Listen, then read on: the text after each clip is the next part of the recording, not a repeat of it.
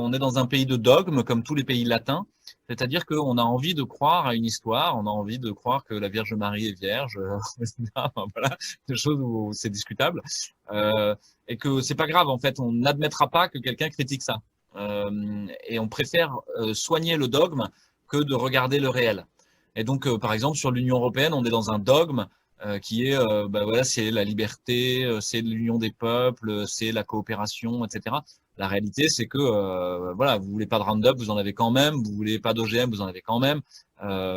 Donc en fait, mais par contre, on va continuer le dogme. L'Europe, c'est la paix. L'Europe, c'est la prospérité. L'Europe, c'est la coopération des peuples. En fait, même si c'est pas vrai. C'est-à-dire, on préfère l'image d'Épinal, le truc symbolique et grandiose, que de regarder en face la réalité et de faire ce qu'il faut. Donc, ça va être vrai aussi au niveau de la vaccination. C'est que la vaccination est progressivement, dans les études médicales et pour le grand public, a été racontée comme un dogme, comme quelque chose de magique, comme quelque chose qui était sacré et qu'on ne pouvait pas remettre en cause. La preuve en est, c'est on t'a dit la sortie de crise, c'est le vaccin. Et tous ceux qui parleraient dans les médias pour discuter, de toute manière, ça commence par les anti-vax discutent l'efficacité ou discutent.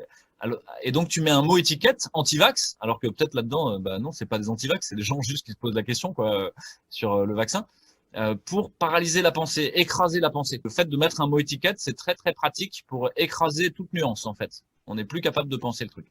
Donc il y a un dogme autour de la vaccination et chez les médecins, il est très présent, et notamment chez les pédiatres, où on les a convaincus que la vaccination en général, c'était génial. Bah en fait non, c'est plus compliqué que ça. Ça dépend. Il y a des vaccins, c'est génial, qui sont géniaux, puis il y en a d'autres qui sont moins bien, puis il y en a d'autres qui sont vraiment toxiques et qu'il faut pas faire. Finalement, c'est une arme thérapeutique parmi d'autres. C'est comme si je te disais, est-ce que tu es pour ou anti caleçon quoi. Bah non, ça dépend. Ça dépend si le tissu est bien, ça dépend le motif, ça dépend s'il est à ma taille. Voilà, tu me donnes un caleçon Panthère en taille S, non, je suis contre quoi. Mais un autre, non. Donc là, c'est pareil. Il s'agit pas d'être pour ou contre, c'est une dialectique qui est stérile. Enfin, on parle du virus. C'est un virus à ARN. Les virus à ARN, ils mutent. Et effectivement, les coronaviridés, ils mutent un peu moins que la grippe normalement. Ils sont plus stables. Sauf que là, non. Là, ils mutent beaucoup. Et en fait, on a des variants très différents qui arrivent les uns derrière les autres, à tel point qu'on arrive à avoir 2 épidémies, et même 3 épidémies en l'espace de 7 mois. C'est normalement est pas normal, quoi. Vous devez pas avoir 3 épidémies en 7 mois. Donc, ça veut dire que le virus, normalement, c'est une information qui vous traverse et qui va être transformée par vous et ressortir différente et être transmise à d'autres. Un peu comme si vous faisiez le téléphone arabe. Vous savez, ce jeu où on va dire une phrase et puis elle va passer de personne en personne, puis à la fin, elle va être vachement différente de la première. Et puis elle va se transformer progressivement. Mais c'est pareil, le virus, au fur et à mesure qu'il passe à travers vous, c'est un téléphone arabe, il se modifie, c'est vous qui le modifiez en fait. Vous avez une interaction avec lui, avec ce morceau d'information. Et lui vous modifie aussi. Il vous aide à être dans le bon thermostat immunitaire. Il fait ce qu'on appelle l'immunité collective. C'est-à-dire, l'information, elle vous traverse justement pour que vous soyez un peu malade, mais pas trop. Et que quand il y en a d'autres qui vont revenir, vous soyez pas malade ou presque pas. C'est un virus qui mute beaucoup. Et donc, ça veut dire que c'est un peu illusoire parce que quand on fait un vaccin sur un virus ARN, on prend la souche d'avant pour essayer que vous soyez résistant ou la souche de l'autre bout du monde. Mais s'il change tout le temps de tête, on risque de vous vacciner contre un truc qui ne sera pas efficace. Donc là, il y a un vrai risque que ça déjoue l'immunité et que ça aille trop vite. C'est pour ça que, par exemple, sur le VIH, on n'a jamais trouvé de vaccin. Et le vaccin, il passe son temps à déjouer l'immunité. Il change trop et il est dans les lymphocytes, etc. L'autre chose, c'est que quand on vous parle de vaccin efficace, par exemple, à 90%, qu'est-ce que ça veut dire? Dans la cohorte qu'on a vaccinée, hop, ils développent des anticorps. Les lymphocytes, ils ont fabriqué des anticorps, voilà. Mais ces anticorps, ils sont pas forcément protecteurs. Vous savez pas ce qu'ils font. Et vous savez pas combien de temps ils durent. Et vous savez pas s'ils vont être encore stables dans 6 mois ou etc. Donc à ce compte-là, si c'est pas stable, ça veut dire quoi? Vous prenez un vaccin dans les fesses tous les 3 mois? Vous allez vacciner les gens contre une forme et ils vont faire une forme plus grave en fait. Ben, vous en savez absolument rien. On a des gens qui ont fait la première épidémie, puis la deuxième, puis la troisième là. Et vous savez même pas, il y a des gens qui ont fait des formes bénignes au début, qui ont fait des formes graves le deuxième coup, des gens qui ont fait des formes graves le premier coup, des formes bénignes le deuxième coup, des gens qui ont fait des formes bénignes les 2 coups, des gens qui ont fait des formes graves les 2 coups. En fait, vous ne savez rien. Et en plus, une bonne partie de l'immunité ne passe pas par des anticorps. Elle est cellulaire. Et donc, en fait, on comprend rien. On s'est joué à l'apprenti sorcier. C'est jouer à l'apprenti sorcier sur le vaccin lui-même. Il y a un loup parce que le loup, c'est en partie ce que je vous ai dit là, c'est-à-dire le fait qu'on utilise une autre technologie maintenant qui est à la fois très intéressante scientifiquement. C'est une vraie pirouette intellectuelle. Hein. Moi, je suis assez admiratif des gens qui ont inventé ça. En vrai, voilà, c'est beau, quoi, l'inventivité de l'humain. Ça consiste à dire, je vais remplacer l'antigène viral par un ARN messager. Qu'est-ce que c'est? C'est un petit morceau, en fait, de code génétique du virus. Avec l'idée que ça, c'est très facile à produire pour le coup et ça coûte pas cher. Et puis, vous pouvez même le créer de manière bioinformatique et ensuite demander à un labo de vous le fabriquer dans la réalité. Mais le problème, c'est que c'est basé sur l'idée que finalement, c'est vous, vos cellules à vous, une fois qu'on vous aura injecté ça, qui vont vous fabriquer des petites particules virales. Sauf que vous ne savez pas du tout combien vous allez en fabriquer. Est-ce que vous allez, et si vous allez fabriquer les bonnes? Si vous en fabriquez trop, peut-être que vous allez être malade tout le temps. Et si vous en fabriquez pas assez, ça va jamais marcher. Si vous en fabriquez juste ce qu'il faut, peut-être ça va être un peu utile. Et encore, il faudrait que ce soit les bonnes particules antigéniques. Ensuite, il y a un autre problème, c'est que cet ARN viral, il a des chances de se rétrotranscrire en ADN dans votre ADN. Et ça, c'est pareil, c'est de l'apprenti sorcier parce que nous, on a 8% de notre génome qui vient de ça, qui vient de rétrotranscription d'ARN de matériel étranger, mais qu'on a gardé parce que c'était probablement utile pour nous. Sauf que là, c'est de manière complètement synthétique, artificielle et artefactuelle. Vous risquez d'intégrer ça. Et vous risquez, et y compris de l'intégrer dans votre génome germinal, c'est-à-dire de le transmettre à vos enfants. Oh waouh, vous changez les lois mendéliennes de transmission de matériel génétique. Donc ça va pas du tout. On peut pas dire en 6 mois c'est correct, c'est stable, c'est sécurité, etc. Non, non, non. Ça, vous ne savez rien de ce qui va se passer. Donc, à la fois, c'est une belle pirouette d'ingénierie virale, à la fois, c'est un jeu d'apprenti sorcier.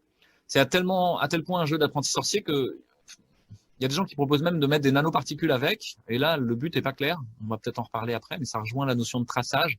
C'est d'essayer de faire un certificat vaccinal sous-cutané, quoi, un peu comme une puce RFID, mais sous la forme de nanoparticules. Qui par exemple fluorescent ou font une lumière quand on passe un iPhone devant ou un truc comme ça. Ça, c'est très inquiétant pour le coup. Moi, je cherche pas à remplacer une peur par une autre, je vous l'ai dit, mais juste à être conscient des choses pour pouvoir dire non. Il y a un moment, il faut dire non, en fait. On ne doit pas rentrer dans votre corps pour vous expliquer comment vous devez vivre ou où vous en êtes. Il y a des lois là-dessus, en fait. Hein. Il y a la loi sur la liberté de consentir ou non à un traitement, la loi de 2002, hein, L 1111-4 du Code de santé publique qui dit que vous pouvez refuser une chimio si vous voulez pas, quoi. Et quitte à en mourir, en fait. C'est votre problème. Là, il y a un moment, les gens, ils doivent vraiment écouter ce qui se dit et dire et faire un choix, hein, faire un choix en conséquence. C'est-à-dire que là, ce que Christophe Barbier ou Jadot ou d'autres commencent à proposer, c'est une sorte de crédit social à la chinoise, en fait. C'est-à-dire, vous avez droit ou non à tels droits sociaux, tels droits civiques, si vous vous pliez ou non à la vaccination. C'est-à-dire concaténer à l'idée de la vaccination anti-Covid votre liberté. Et donc on est en plein dans le totalitarisme en fait. On est en plein dans un truc mais qui va pas du tout quoi. Le rapport coût-efficacité de cette vaccination, il est complètement débile en fait. C'est-à-dire qu'on met de l'argent là-dedans, mais alors, mettez le même pognon dans des soignants, dans des aides-soignantes, dans des infirmières et des médecins, vous allez voir, ça sera sans commune mesure. Mettez le même pognon dans de la prévention de l'obésité, dans des lois qui expliquent aux industriels qu'ils ne doivent pas nous intoxiquer en permanence avec leur merde. Vous verrez, là, ce sera sans commune mesure sur la santé publique. Donc en fait, c'est des mesures débiles et où il y a des conflits d'intérêts, une espèce de corruption systémique très profonde. Et ça, c'est le dernier point qu'on peut aborder, c'est-à-dire on peut discuter vaccin par vaccin, mais on a un problème avec la vaccination en général, c'est que les effets secondaires ne sont pas payés par les firmes vaccinales. Ça, c'est un truc, il faut que les gens regardent en face. La plupart des Français ne le savent pas, mais la loi dit, quand il y a un effet secondaire sur un vaccin, finalement, c'est pas la firme vaccinale qui va payer les effets secondaires. C'est un fonds national qui est payé par vous et moi, hein, par des impôts, pour rembourser. Mais ça veut dire quoi, ça? Ça veut dire que les firmes vaccinales sont des irresponsables. C'est-à-dire qu'ils peuvent développer en toute impunité quelque chose de toxique, puisque de toute manière, ils ne paieront jamais les pots cassés. Et ça, c'est important de le poser une fois pour toutes, c'est qu'il y a quelque chose très profondément, éthiquement, qui ne va pas. Normalement, vous êtes responsable de vos actes. C'est le principe même de la souveraineté. Si moi, je fais une connerie dans une prescription que j'ai faite à un patient et qu'il se passe quelque chose de grave pour le patient, c'est moi qui suis poursuivi. Vous êtes responsable de vos actes et normalement, les firmes vaccinales devraient être responsables de leurs actes. Elles ne le sont pas par une espèce de hold-up législatif qui passait complètement sous les radars du grand public parce qu'on a fait du marketing pour dire ah oui, c'est la coopération nationale. À la question qu'on me pose, si on me pose la question, mais vous allez vous faire vacciner? Vous allez dire comme ça, quoi, comme dans Hold Up, quoi.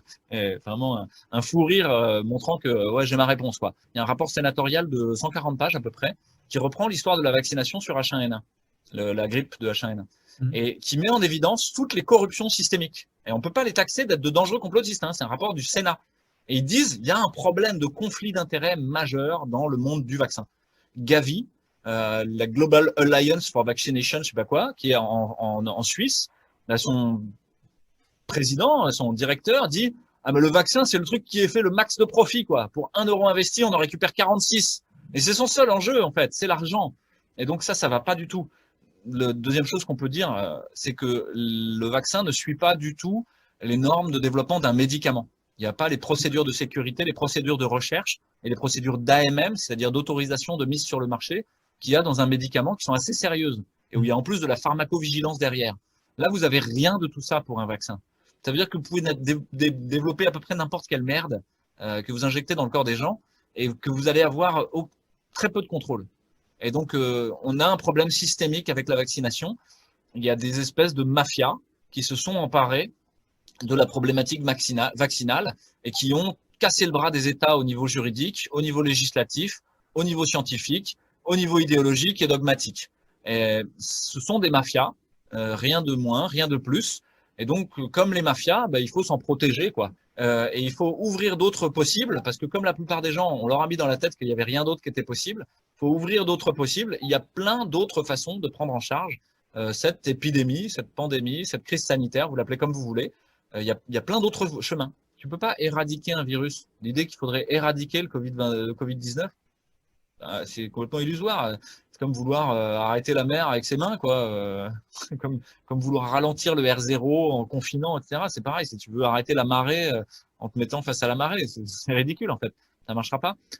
Donc l'idée, c'est qu'il faut créer un modèle d'interaction où tu es capable d'avoir des rapports de force, des tensions sur les pouvoirs. C'est l'idée de Montesquieu, hein, de l'équilibre des pouvoirs, l'équilibre des forces. Il faut que actuellement, le pouvoir médiatique, le pouvoir politique, et qui a préempté le pouvoir exécutif, juridique et législatif, en fait, sont tous dans le même sens. Il n'y a pas de contre-pouvoir. Le contre-pouvoir citoyen qui pourrait y avoir est vraiment brimé, en fait, réprimé très fort. Et donc là, il y a un moment, il va falloir repenser une façon de mettre en équilibre les pouvoirs, arriver à les empêcher de nuire au moins, mettre en place suffisamment de contrôle, ou de contrôle ou d'interaction pour les empêcher de nuire. On dit que les mauvaises herbes dans un jardin en permaculture, c'est pas des mauvaises herbes, c'est des plantes bio-indicatrices. Je vous propose que tous ces tordus qui sont au pouvoir et qui gèrent notre destin, déjà on refuse qu'ils gèrent notre destin, mais qu'on accepte qu'ils vivent et qu'ils sont là et qu'on les mette juste à leur bonne place en fait. Ma prescription, c'est éteignez la télé, éteignez votre téléphone portable. Ne faites pas confiance au big data pour vous expliquer le monde. Reprenez votre intelligibilité sur le monde. C'est vous qui savez ce que vous devez vivre et comment vous devez vivre. Et reprenez contact avec la matière, avec la beauté, avec la joie, avec l'humour et avec les gens que vous aimez. Prenez soin des gens que vous aimez. Prenez soin de vous d'abord. C'est vous que vous devez aimer en premier. Prenez soin des autres autour de vous, et y compris ceux que vous aimez pas. Ce qui est pas facile, un vrai défi. Et ensuite, prenez soin du monde autour. Et partagez vos récoltes. Partagez ce que vous avez compris, ce que vous avez vu, les pépites que les autres peuvent mettre à profit. Voilà ma prescription de médecin.